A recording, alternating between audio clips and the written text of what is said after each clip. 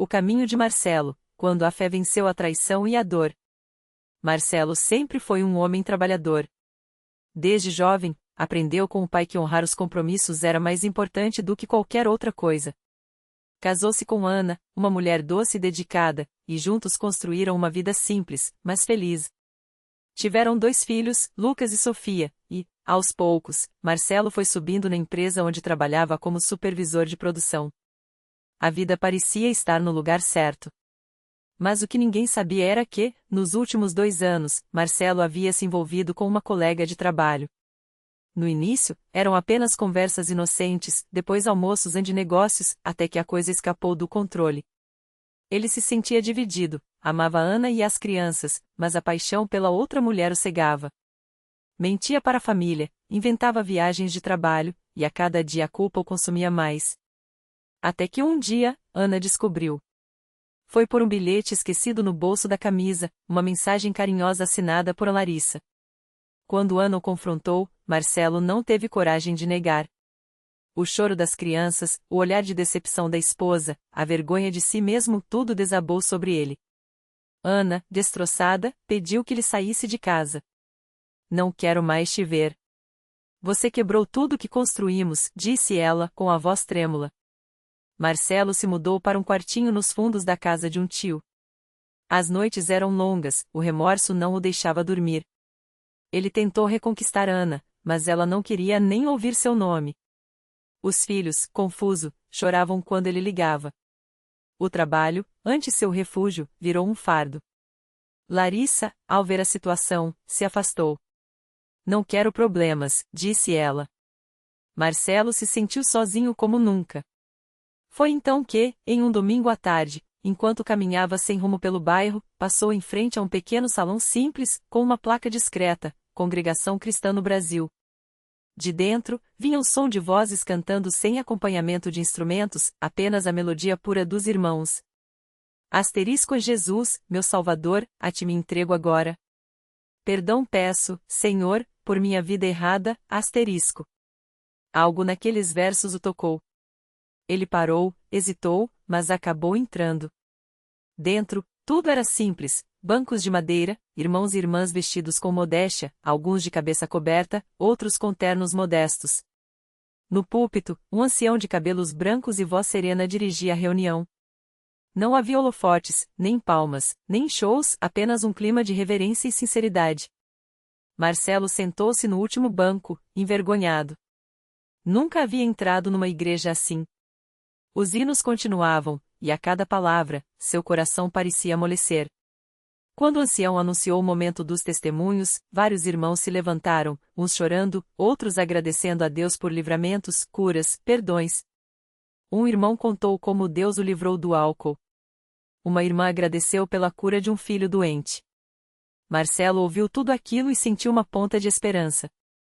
No final, o ancião convidou aqueles que precisavam de oração a se aproximarem. Marcelo hesitou, mas algo dentro dele o impulsionou. Tremendo, foi até a frente. O ancião olhou com bondade e perguntou: Filho, o que te traz aqui hoje? Marcelo não conseguiu segurar as lágrimas. Eu destruí minha família. Traí minha esposa, magoei meus filhos. Não sei mais o que fazer. Sinto que Deus nunca me perdoaria. O ancião colocou a mão em seu ombro e disse: Deus não olha para o que você fez, mas para o que você pode ser. Arrependimento verdadeiro traz perdão. Vamos orar. Os irmãos se reuniram ao redor dele. Mãos se estenderam, vozes suplicantes se elevaram. Marcelo nunca havia sentido algo tão forte. O ancião orou com fé: Senhor, este filho está quebrantado. Dá-lhe um coração novo, restaura sua família, como só tu podes fazer. Em nome de Jesus. Nas semanas seguintes, Marcelo passou a frequentar a igreja. Aprendeu sobre o batismo nas águas, símbolo de uma vida nova. Ouviu sobre a Santa Ceia, o corpo e o sangue de Cristo, que lava os pecados. A cada culto, sentia a culpa diminuir, substituída por uma paz que não entendia. Os irmãos o acolheram sem julgamento, apenas com amor. Um dia, depois de muito pensar, Marcelo escreveu uma carta para Ana. Não pedia perdão ainda, sabia que palavras não bastavam. Apenas disse que estava mudando, que havia encontrado um caminho de verdade, e que, se ela permitisse, gostaria de ver as crianças, mesmo que por alguns minutos. Ana, ainda magoada, permitiu. O reencontro com Lucas e Sofia foi doloroso. Eles o olhavam com desconfiança, mas Marcelo, com lágrimas nos olhos, pediu perdão. Papai errou muito, mas está tentando ser melhor. Um dia, vocês vão entender. Meses se passaram. Marcelo foi batizado nas águas, em uma cerimônia simples e cheia de significado. Quando emergiu da água, sentiu que uma carga tinha saído de suas costas. Continuou orando, jejuando, buscando a Deus. Até que, certo domingo, Ana apareceu na porta da igreja. Ela tinha ouvido falar da congregação cristã, da seriedade, da doutrina pura. Queria ver com seus próprios olhos. Marcelo a viu e seu coração disparou. Depois do culto, eles conversaram. Ana ainda estava ferida, mas admitiu: vi uma mudança em você. Não é mais o mesmo homem que me traiu. Não foi fácil. Houve noites de choro, conversas difíceis, mas Marcelo não desistiu. Ele orava com Ana, lia a Bíblia com ela, mostrava através de atos, não de palavras, que estava diferente. Os irmãos da igreja os apoiavam, orando por aquela família. Até que, em uma tarde de sábado, depois de uma reunião de oração na casa de um irmão, Ana seguiu Marcelo até a frente, chorando, disse: eu te perdoo. Não sei como, mas Deus tocou meu coração. O milagre não foi instantâneo. Foi um processo de restauração, de confiança reconstruída dia após dia. Hoje, Marcelo e Ana estão juntos novamente. Os filhos voltaram a sorrir, e a família, antes destruída, agora serve a Deus unida. Marcelo muitas vezes dá seu testemunho na igreja. Fala da misericórdia de Deus, de como a congregação cristã no Brasil foi o lugar onde encontrou a verdadeira fé, não uma religião de aparências, mas uma vida de arrependimento, oração e amor ao próximo. Sempre termina dizendo: Deus não desiste de ninguém. Mesmo quando achamos que tudo está perdido, Ele está lá, esperando que voltemos para Ele. A igreja não é um lugar para perfeitos, mas para aqueles que reconhecem que precisam de Deus. E isso fez toda a diferença na minha vida. E assim, entre hinos cantados à capela, orações fervorosas e a simplicidade de um povo que vive a fé sem alarde, Marcelo encontrou não só o perdão, mas um novo começo. Um milagre que não veio com trovões, mas com a quietude de um coração transformado. A vida de Marcelo mudou tanto que até os antigos amigos do bar notavam a diferença. Alguns zombavam, dizendo que ele tinha virado crente, mas outros, curiosos, perguntavam como um homem que já tinha sido tão violento agora falava com tanta paz. Ele não discutia, apenas respondia com um sorriso: foi Deus. Só Ele pode fazer isso. Um dia, um deles, o Roni, que sempre fora seu companheiro de brigas e bebidas, apareceu na porta da congregação. Estava sujo, com olheiras fundas e as mãos trêmulas.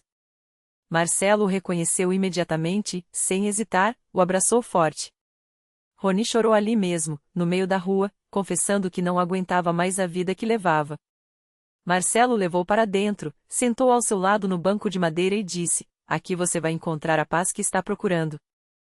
Os irmãos da igreja não fizeram perguntas, não julgaram. Apenas oraram por Roni, como fizeram por Marcelo anos antes.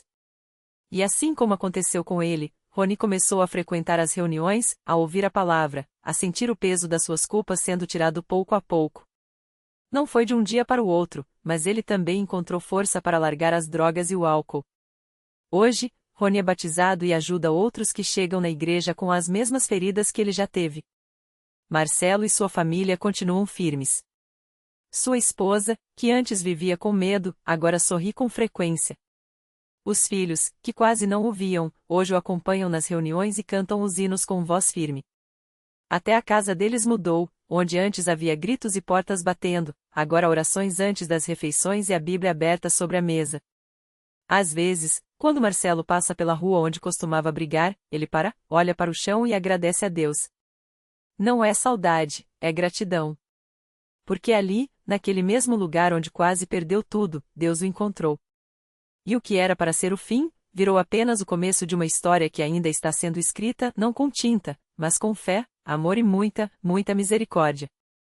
E assim, Como um rio que começa com um fio d'água, o milagre na vida de Marcelo foi se espalhando. Primeiro foi ele, depois Roni, depois a família, depois os vizinhos que viam a mudança e queriam saber o segredo. Não havia segredo. Só Jesus. Só a igreja que não desiste de ninguém. Só a graça que transforma corações de pedra em corações de carne. Porque milagre não é só curar doenças ou multiplicar pães. Milagre é ver um homem quebrado se levantar, uma família se reconstruir, uma vida sem esperança encontrar sentido. E isso, Marcelo sabe bem, é a maior prova de que Deus ainda faz milagres, especialmente quando menos esperamos. O tempo passou, e Marcelo já não era mais aquele homem que entrava na Universal arrastando os pés, com o peso do mundo nas costas. Agora, ele chegava com um passo firme, o rosto iluminado e um sorriso que contagiava até os mais desanimados. Não era só a aparência que tinha mudado, era o coração. Aquele mesmo coração que já teve ódio, hoje transbordava gratidão. Um dia, enquanto esperava o culto começar, Marcelo sentiu um toque no ombro. Era um jovem, não devia ter mais que 20 anos, com os olhos vermelhos e as mãos trêmulas. Irmão, eu tô igual o senhor tava antes. Não aguento mais. Minha família tá se acabando, as dívidas estão me afogando, e eu só penso em desistir. Marcelo reconheceu naquela voz a mesma dor que já tinha sido sua. Sem hesitar, puxou o rapaz para um canto e começou a contar sua história. Não como quem dá um sermão, mas como quem estende a mão para tirar alguém do buraco. Eu também achei que não tinha saída. Mas aqui, Deus me mostrou que Ele não só vê a gente, como age. E age rápido. O jovem, chamado Lucas, ouviu tudo em silêncio, mas quando Marcelo terminou, ele só conseguiu balançar a cabeça, incrédulo. Mas e se pra mim não der certo? Marcelo sorriu, daquele jeito que só quem já viu o impossível acontecer consegue sorrir. Então você volta aqui e xinga a minha cara. Mas antes, tenta. Deixa Deus provar pra você que Ele é maior do que qualquer problema. Lucas aceitou o desafio. E assim como Marcelo, ele começou a frequentar os cultos, a participar das correntes de oração, a entregar suas lutas no altar. Não foi da noite para o dia, mas as coisas começaram a mudar. As dívidas, que pareciam um monstro sem rosto, foram sendo negociadas uma a uma. A esposa, que já falava em separação, começou a notar a diferença em casa. E o mais incrível, Lucas, que há anos não conseguia arrumar emprego, recebeu uma ligação de uma empresa onde tinha se candidatado meses antes. O gerente, sem explicação, disse que algo o fez revisar seu currículo naquela manhã. Eles nem sabem, mas foi Deus que mexeu no coração daquele homem, Marcelo contava emocionado para a esposa, Roni, enquanto jantavam. Assim como mexeu no meu, no seu, na vida da gente toda. E não parou por aí.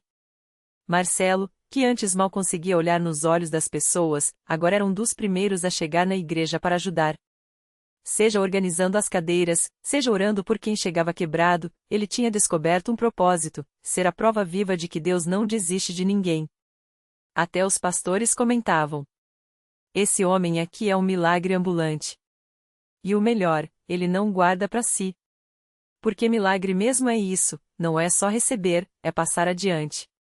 Marcelo aprendeu que a fé não é um privilégio, é um presente que se multiplica quando a gente divide. E assim, a história que começou com um homem no fundo do poço se transformou em muitas outras histórias, de Lucas, de seus vizinhos, de desconhecidos que cruzavam seu caminho e encontravam nele uma esperança que não tinham mais. Hoje, quando Marcelo olha para trás, não vê só as cicatrizes das batalhas que venceu. Vê as mãos que o ergueram, a igreja que nunca o deixou cair, e um Deus que, contra todas as probabilidades, escolheu escrever uma história de vitória onde o mundo só via derrota. Se alguém me dissesse que minha vida ia ser assim, eu não acreditaria, confessa ele, com os olhos brilhando. Mas Deus não precisa da nossa crença para agir. Ele só precisa que a gente dê o primeiro passo. E olha no que deu. E assim, o rio que começou com um fio d'água se tornou uma correnteza. Não porque Marcelo é especial, mas porque Deus é fiel. E onde há fé, até o impossível se curva. A vida de Marcelo mudou, mas ele sabia que não era só para ele.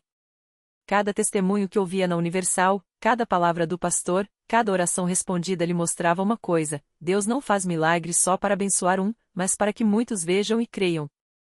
Foi então que ele começou a levar pessoas para a igreja. Não com palavras bonitas ou promessas vazias, mas com a mesma sinceridade com que havia sido acolhido. O primeiro foi seu irmão mais novo, Caio, que há anos lutava contra a depressão. Marcelo não falou em cura imediata, mas disse apenas: "Vem comigo. Se Deus mudou minha vida, Ele pode mudar a sua também." Caio foi.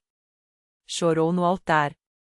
E, semana após semana, começou a enxergar uma luz onde antes só havia escuridão. Depois veio a Dona Maria, sua vizinha, que há anos sofria com dores nas costas e já havia desistido de qualquer tratamento. "Filho, já tentei de tudo", ela dizia. Marcelo não discutiu. Só estendeu a mão e convidou: "Vem experimentar uma oração." No primeiro culto, quando o pastor impôs as mãos sobre ela, Dona Maria sentiu algo que não sentia há anos: alívio. Não foi instantâneo, mas foi real. E a cada dia, as dores diminuíam, até que, certo domingo, ela entrou na igreja sem a bengala que usava há uma década. Quando subiu ao altar para dar seu testemunho, as lágrimas rolaram sem parar. "Deus não só sarou meu corpo, Ele sarou minha alma." Mas o milagre que mais marcou Marcelo foi o de seu próprio pai.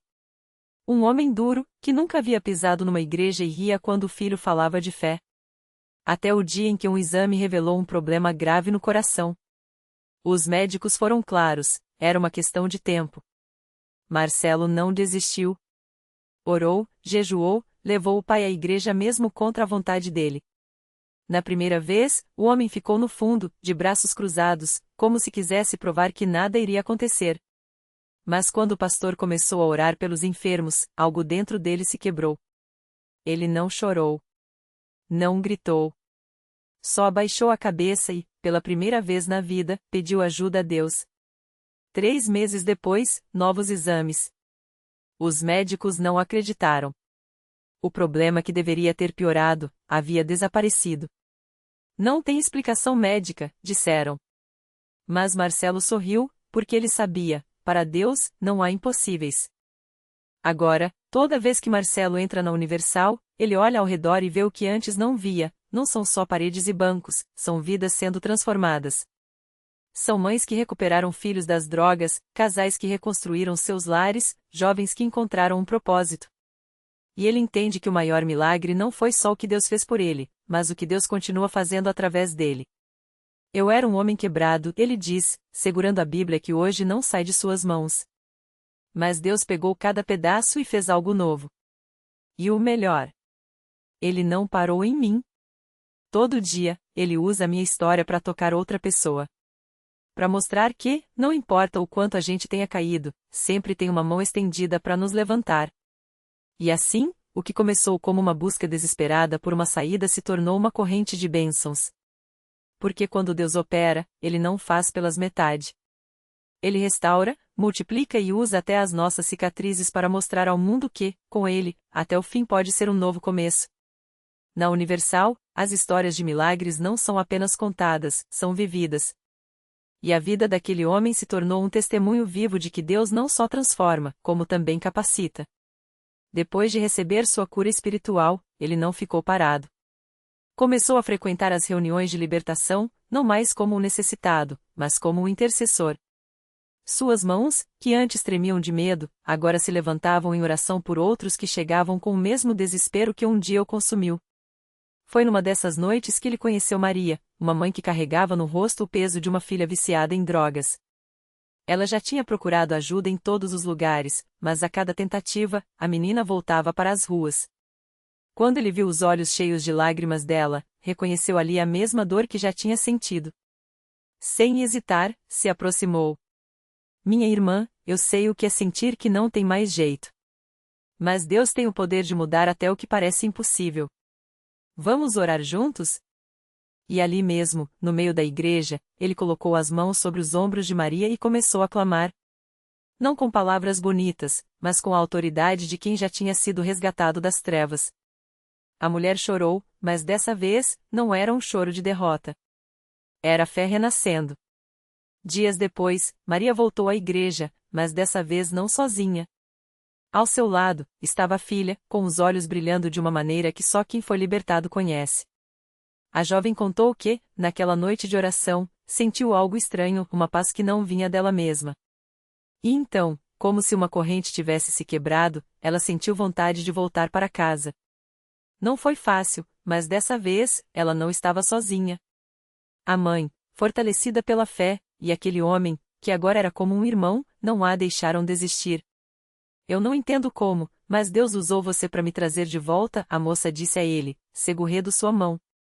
Você falava e era como se Deus estivesse falando direto comigo. E assim, o ciclo se repetia. O que ele tinha recebido de graça, agora multiplicava na vida de outros. Não era mais só um homem que tinha sido salvo, era um instrumento nas mãos de Deus. Cada testemunho que ele dava nas reuniões, cada palavra de encorajamento que falava no corredor da igreja, cada abraço que dava em alguém que chegava quebrado, era como se Deus estivesse dizendo: veja, eu não só mudei ele, eu o tornei um canal da minha graça. Os anos passaram, e aquele que já foi um viciado, um homem sem esperança, agora era um obreiro na igreja. Não tinha formação teológica, não falava difícil, mas tinha algo que nenhum diploma podia dar, uma história de transformação que ninguém podia negar. Ele visitava hospitais, presídios, abrigos para dependentes químicos, levando não só a palavra, mas a prova viva de que Deus ainda faz milagres. Numa dessas visitas, conheceu João, um jovem que tinha tentado se matar 3 vezes. Quando entrou na cela onde João estava, o rapaz nem olhou para ele. Não adianta, pastor. Deus não quer saber de mim, disse, com a voz vazia. Ele sorriu, sentou ao lado do rapaz e mostrou as marcas nos braços, cicatrizes de uma vida que quase o destruiu. Eu já pensei a mesma coisa. Mas sabe o que descobri? Deus não desiste da gente. Ele só espera a gente parar de correr para ele poder nos abraçar. João olhou para aquelas marcas e, pela primeira vez em anos, sentiu algo diferente. Não era piedade, era identificação. Alguém que tinha estado no mesmo inferno e tinha saído de lá não por força própria, mas porque uma mão poderosa o tinha puxado. Na semana seguinte, João estava na Universal. Não curado ainda, não livre de todas as batalhas, mas com uma centelha de esperança que antes não existia. E assim, mais uma vida começava a ser reconstruída. Porque é assim que Deus trabalha. Ele não escolhe os capacitados, ele capacita os escolhidos. E aquele homem, que já foi um caso perdido, agora era parte de uma corrente de milagres que não parava de crescer. Cada vida que ele tocava se tornava um novo elo, cada história de superação se juntava à sua, provando que, na Universal, não há limites para o que Deus pode fazer quando encontramos coragem de entregar tudo nas suas mãos. E ele sabe que essa não é só a história dele. É a história de milhares que, como ele, entraram pela porta da igreja arrastando cadeias e saíram com as mãos levantadas, livres. Porque o Deus que o resgatou é o mesmo que hoje está esperando por você. Não importa o que você fez, não importa quão fundo você caiu. Basta um passo de fé. Basta estender a mão. Porque o milagre não é só possível. Ele já começou. O milagre se completou quando ele entrou naquele templo pela última vez não como um suplicante, mas como um testemunho vivo. As mesmas paredes que viram suas lágrimas agora ecoavam seus louvores. As mãos que antes tremiam sob o peso da culpa agora se erguiam firmes, não mais pedindo, mas agradecendo. Porque o Deus que o tirou do lodo não o deixou pela metade, restaurou sua família, devolveu sua dignidade e transformou sua dor em propósito. Ali, entre os olhares de quem ainda duvidava, ele sorriu. Sabia que sua história não era sobre merecimento, mas sobre graça. Não sobre força própria, mas sobre um amor que não desiste. O milagre não foi apenas a cura, o emprego recuperado ou as noites sem pesadelos, foi a descoberta de que, no fundo do poço, Deus já havia estendido a mão. Ele só precisou soltar o orgulho para agarrá-la. E hoje, quando alguém lhe pergunta como você conseguiu, ele responde com a simplicidade de quem viveu o impossível: eu não consegui. Eu me rendi. Porque a lição não está em ser perfeito, mas em ser disponível. Não em ter todas as respostas, mas em confiar em quem as tem. Se você está lendo isso e sente que sua história está escrita com tinta de derrota, escute: o mesmo Deus que transformou água em vinho, escuridão em luz e um homem quebrado em um farol de esperança não mudou. Ele não olha para seu passado, ele olha para seu sim. E quando você der esse passo, vai descobrir que o milagre não é o final da estrada, é o começo de uma vida que você nem sonhava que poderia viver. Porque a fé não é sobre ver para crer. É crer para ver. E o primeiro milagre? É você aqui, ainda em pé, com um coração que lateja por mais. Agora, dê a Deus permissão para escrever o resto.